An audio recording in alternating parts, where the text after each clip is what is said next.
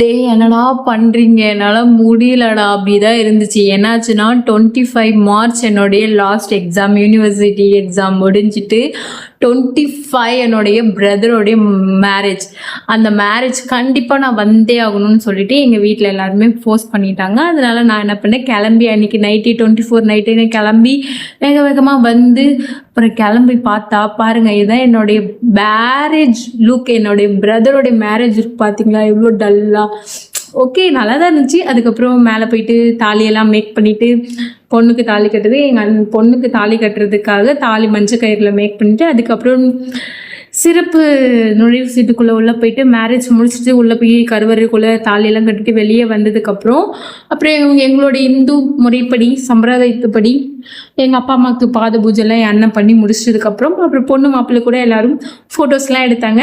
Finally என்னுடைய அண்ணனுடைய marriage என்னுடைய லுக்கை லாஸ்ட்டில் போகிறேன். பாய்.